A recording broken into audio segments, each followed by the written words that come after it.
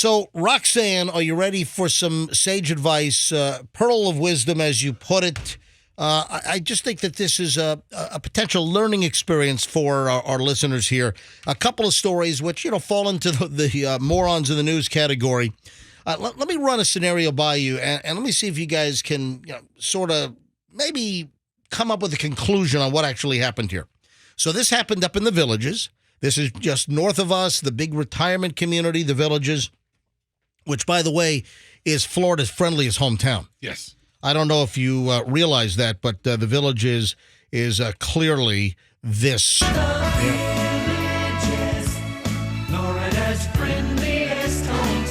So true. Let me give you the details on the story and, buzz in if you want and tell me if you can kind of tell me what's happening here.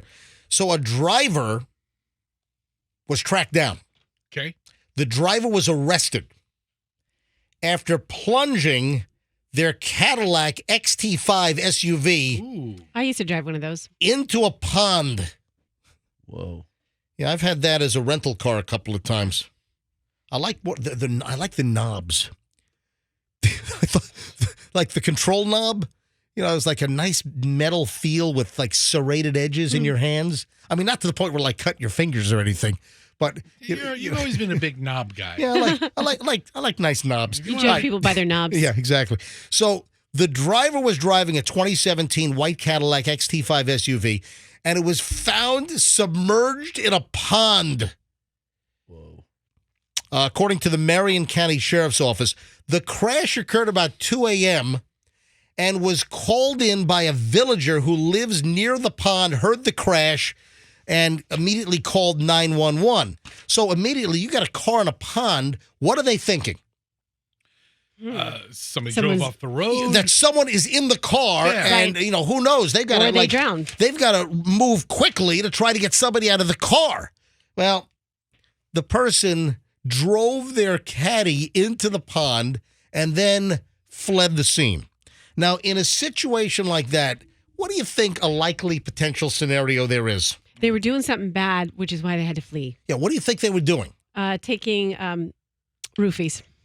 Well, Some sort of. taking roofies. taking From roof. somebody else? I mean, They were roofying themselves. no, but Yeah. I really want a good night's sleep tonight, so I'm going to take these roofies now. When someone gets into a wreck and then like flees, a lot of times it's because they're under the influence. Yes. Of So- roofies, Roxanne. Roofies. I mean, you were close, but you went a little. So close. You went a little too far. All right. You were in the- No, but a crash 2:00 in the morning. Listen, I think it's a safe assumption. Was he drunk? Was he high? Well, probably drunk. And we've heard of these stories before of people that get into a crash, they flee the scene, and then hey, some even like dig deeper and they say, "Oh yeah, my car was stolen." That's another one.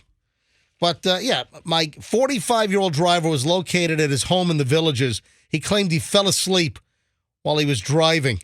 Yeah, the vehicle failed to stop for the posted stop sign, traveled over the shoulder, struck a fence, drove into the center of the pond, and the car became fully submerged. The driver exited the vehicle, left the scene, returning to his residence prior to emergency personnel arriving on the scene. So right away, they're looking for a driver.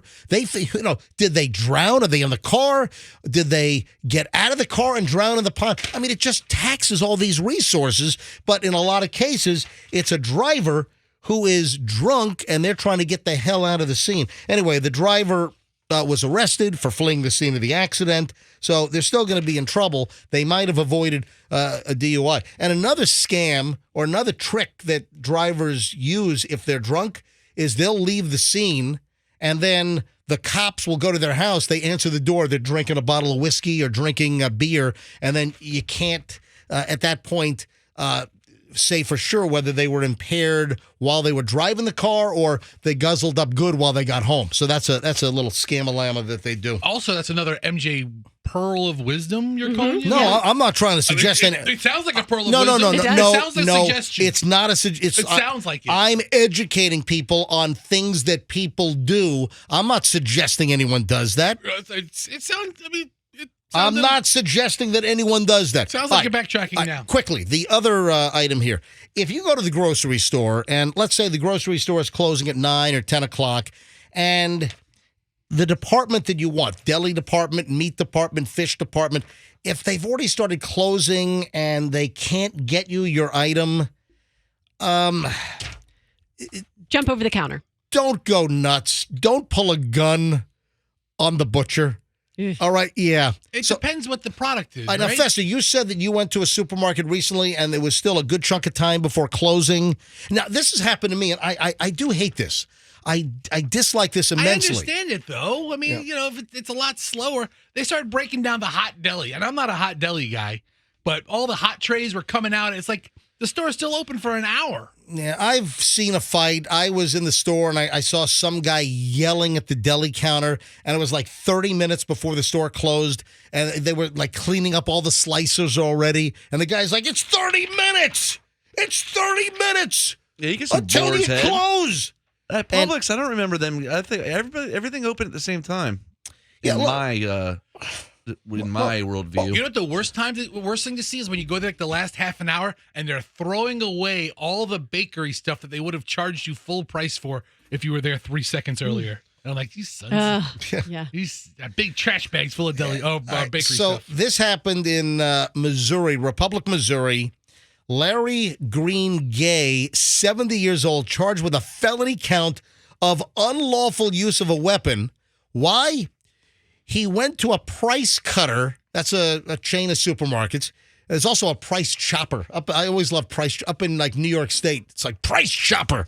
So he went to Price. Who do you think has lower prices, the Price Cutter or the Price Chopper? Would you rather be identified as a chopper or a Well- cutter? Well, I think a Price chopper. slicer. I think the Chopper is like a little more violent. I think so, So I too. think that probably the prices are lower at the Price Chopper than the Price Cutter. If you're a cutter, then you might have some mental issues and might need some therapy or something. I assume. Nobody likes my idea of price slicer. Price There's Slicer. rhymes. We're getting there. How about Price Obliterator? Ooh, price bludgeoner. Oh, the Price Bludgeoner. The Price Stabber. Are we talking about cutting and the star of this story is named Gangrene? Didn't you say his name was No, Gangrene? no. Gay. Larry Gene Gay. Oh, I thought you were saying green, No. green gay. Okay, Larry, gangrene. No. Larry Gene Gay was charged with a felony count. He was pissed off because the meat department closed early, so he pulls a gun. Court documents show that officers responded to the scene, ordered Gay to get out of his truck so they could arrest him. After he was taken into custody, they found a bullet in the chamber. Apparently, he went to the Price Cutter to buy steaks. He told the, quote, good man who was helping him that he needed to weigh the steaks. However, the meat department was closed. So Gay said at that point, well, we're going to have a problem here. He shows the guy his gun. He shows the meat department guy his gun. Whoa. And he says, just to say, I'm not stealing. I need you to help me out here. I need you to get a couple of these steaks. I'm not going to hurt you. But apparently they started cleaning up and the meat department was closed. There was something about weighing the steaks. You have to weigh the steaks. Yeah. And the meat guy said, hey, yeah, we're closed. I'm sorry. So the guy shows him a gun. Listen, I need the steaks. I'm not going to hurt you. But he's flashing a gun. Did he get the steaks? No. Oh. I'm seeing a great ad campaign from this. He was Like, what? your meat's so good, people are going to stick us up for it. Like our meat is so good, people come in with guns. Couldn't you see that Yeah. playing out in like a Our- commercial? Our meat Yeah. is so good, people actually want to buy it during business hours. I could see a commercial. I could see a commercial where a customer is holding a gun to the butcher's head. I think that's a fantastic. That's a fantastic commercial, That's some Roxanne. good You know meat. what? You ought to get into advertising. Roxanne Advertising Agency. All right, so we have a I want to hear. gun. I want to hear what you're going to do for car dealers.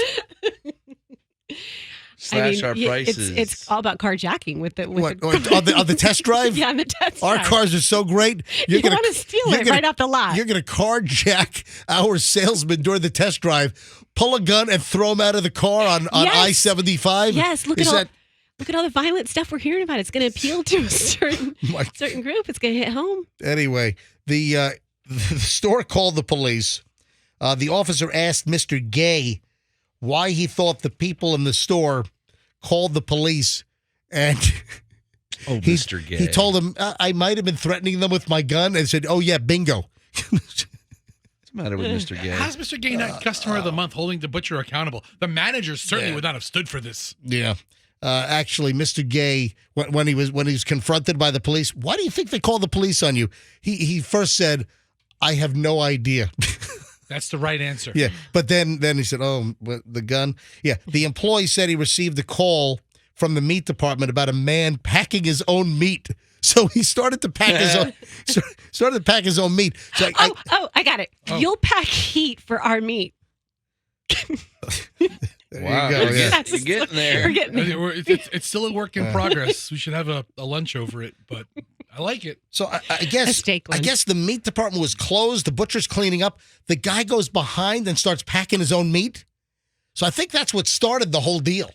And the guy said, "Hey, we're closed, and we're cleaning up." Anyway, the dude was arrested. He was being held in the county jail on $50,000 bond. So listen, I don't like it when supermarkets close their departments early, but also don't flash a gun. Don't brandish a weapon. Not a good idea. No. Not a good idea at all. So is that like a daily double of pearls of wisdom stories for you there, Roxanne? What do you think? Words to live by. You like it?